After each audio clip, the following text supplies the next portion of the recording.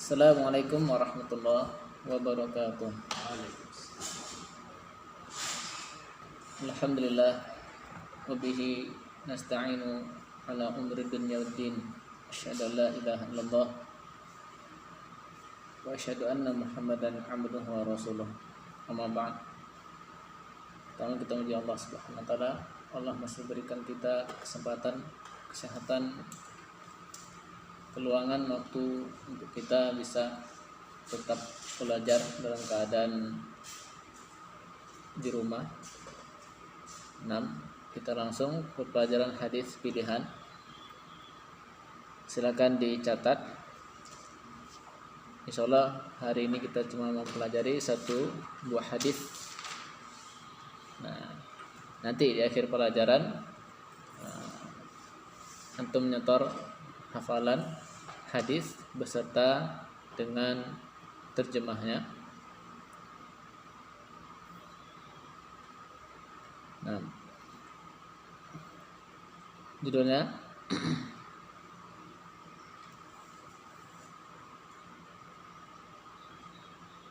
anjuran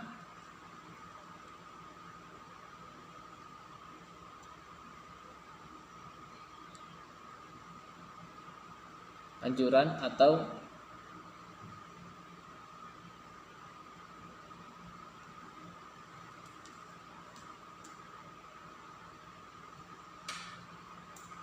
panduan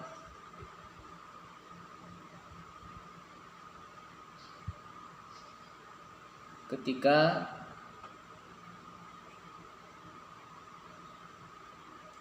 telah diiqamahi salat.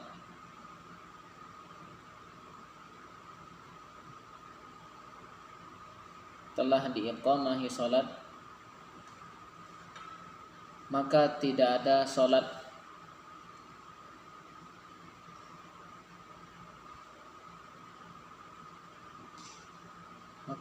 salat yang dikerjakan kecuali salat wajib.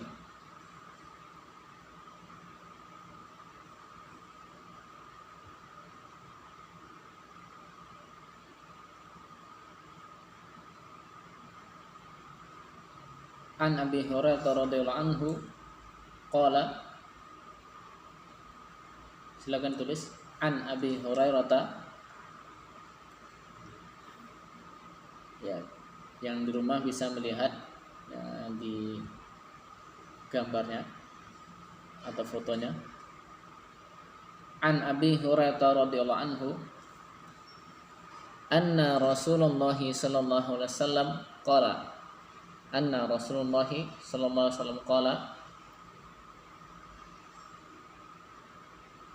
idza uqimati as-salatu, idza uqimatis salatu, idza uqimatis salatu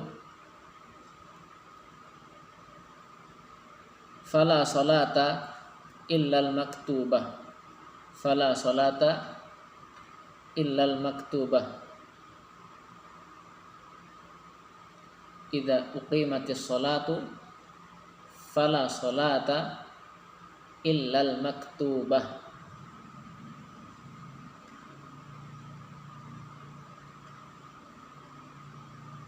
Artinya dari Abu Hurairah, semoga Allah meridainya, dia berkata, dari Abu Hurairah, semoga Allah meridainya, bahwasanya Rasulullah sallallahu alaihi wasallam berkata, dari Abu Hurairah radhiyallahu anhu, semoga Allah meridainya, bahwasanya Rasulullah sallallahu alaihi wasallam bersabda atau berkata, apabila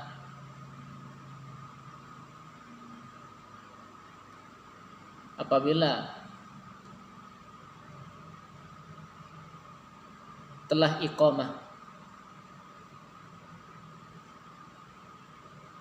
apabila telah iqamah maka tidak ada salat kecuali salat fardu. Apabila telah iqamah,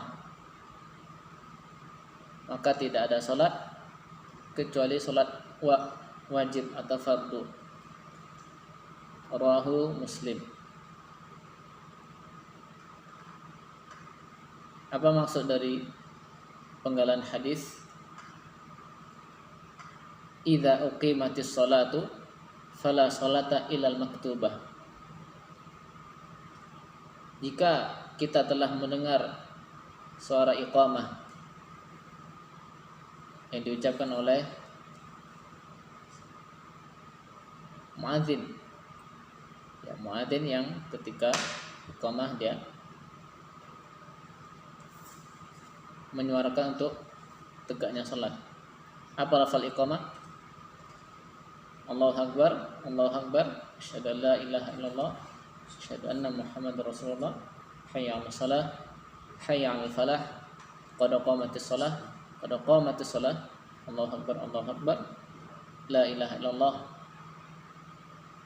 Yang berbeda dari lafal adzan pada iqamah, ketika iqamah lafal takbir, lafal 2 kalimat syahadat yang tadinya 2 kali menjadi 1 kali 1 kali, kecuali hayya 'alas shalah dan hayya 'alal falah, karena setelahnya itu dibaca qad qamatis shalah, hayya 'alas shalah sekali, hayya 'alal falah sekali, kemudian ada lafal qad qamatis shalah, telah tegak salat atau telah didirikan salat. Kemudian Allahu Akbar, Allahu Akbar, la ilaha illallah. Nah, di sini terkandung faedah bahwasanya yang pertama, silakan dicatat, tidak ada salat sunnah, tidak ada salat sunnah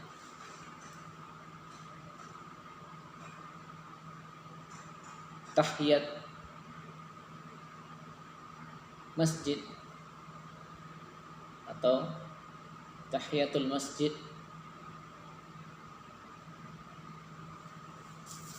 ketika sudah iqamah.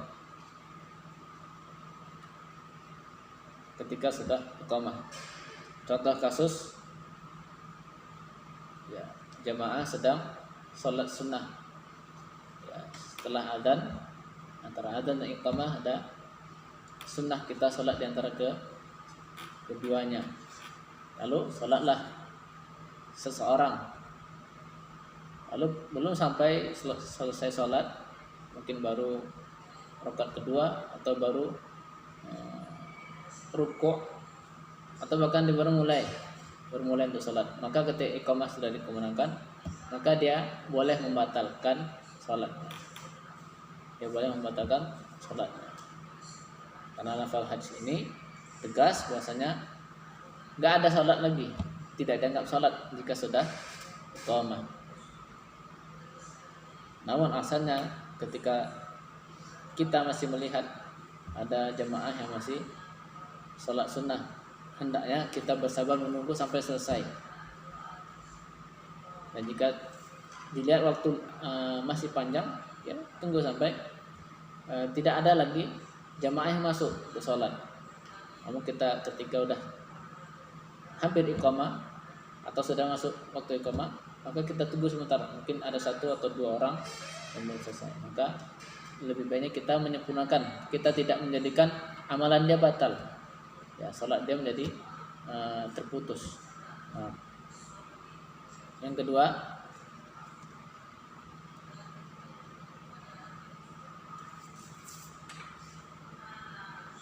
tidak ada sholat qobliyah, baik qobliyah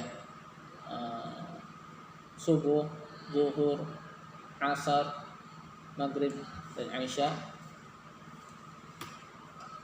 ketika iqamah sudah dikumandangkan atau sudah disuarakan, kita telah mendengar iqamah, maka tidak ada lagi salat sunnah qabliyah pada salat wajib.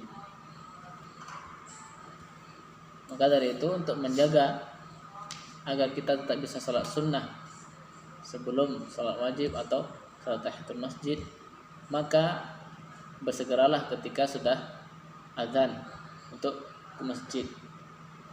Ketika kita disyariatkan untuk ke masjid, kecuali dalam keadaan seperti sekarang. Ya, kalau sekarang malah kita disunahkan atau dianjurkan untuk sholat di rumah. Kalau ada yang bertanya, kenapa nggak boleh sholat di masjid, Ustaz? Bukannya itu wajib bagi laki-laki. Nah, ada hadis bahwasanya kita boleh sholat di rumah, kita boleh menetap di rumah ketika wabah penyakit ada di negeri tersebut atau di wilayah tersebut. Ada hadis yang dikeluarkan oleh Imam Al-Bukhari, An-Nasa'i, Ahmad, dan lafal hadis yang berikut yang kita akan bacakan ini riwayat Imam Ahmad. Ya, antum dengar saja. An Aisyah radhiyallahu anha, dari Aisyah semoga Allah meridainya, annaha qalat, sesungguhnya dia pernah berkata, sa'altu Rasulullah sallallahu alaihi wasallam, aku, kata Aisyah, pernah bertanya kepada Rasul sallallahu alaihi wasallam anit ta'un, tentang wabah ta'un. Fa akhbirni Rasulullah sallallahu alaihi wasallam, kemudian Rasulullah mengkabarkan kepadaku, kata Rasul, annahu kana adzaban, sesungguhnya ta'un itu, bahwasanya ta'un itu adalah azab dari Allah Subhanahu wa taala. Yab'atsuhu Allahu man yasha. Yab'atsuhu Allahu man yasha. Yang Allah kirim kepada siapa yang Dia mau, siapa yang Allah kehendaki. Faja'alahu rahmatan lil mu'minin, dan Dia menjadikannya wabah tersebut rahmat, kasih sayang, lil mu'minin, bagi orang-orang yang beriman. Falaisa min rajulin yaqa'u ta'una fayamkuthu fi baitihi sabiran muhtasiban ya'lamu annahu la yusibuhu illa ma kataballahu lahu illa kana lahu mithlu ajris syahid.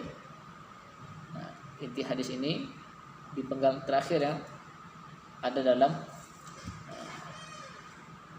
sabda Rasul sallallahu alaihi wasallam yang mulia. Tidaklah seseorang yang ketika terjadi wabah ta'un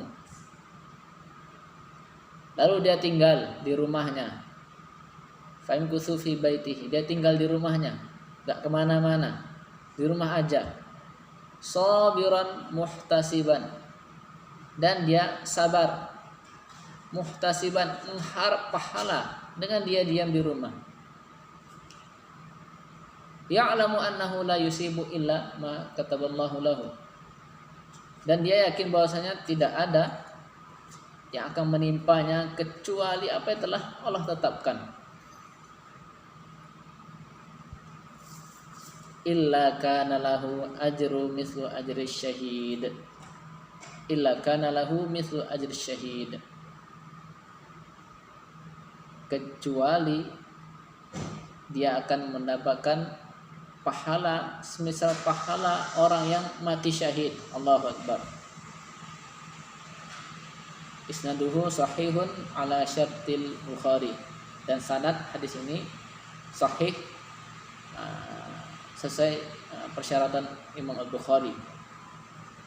Maka ada ganjaran pahala, dan ganjaran pahala itu tidak tanggung-tanggung. Pahala seperti orang yang berjihad, orang yang mati syahid. Ketika dia di rumahnya, dia nggak dalam keadaan mati, dia di rumahnya, dia bersabar, dia mengharap pahala dengan adanya musibah ini dia nggak keluar rumah, tapi dikasih pahala oleh Allah. Pahala mati syahid. Asalkan dia sabar, tetap menjalankan ketaatan pada Allah, dan dia juga berharap pahala dengan dia diam di sana. Maka salat kita pada zaman terjadinya ta'un atau sekarang zaman terjadinya musibah corona, maka kita salatnya di rumah. Atau kalaupun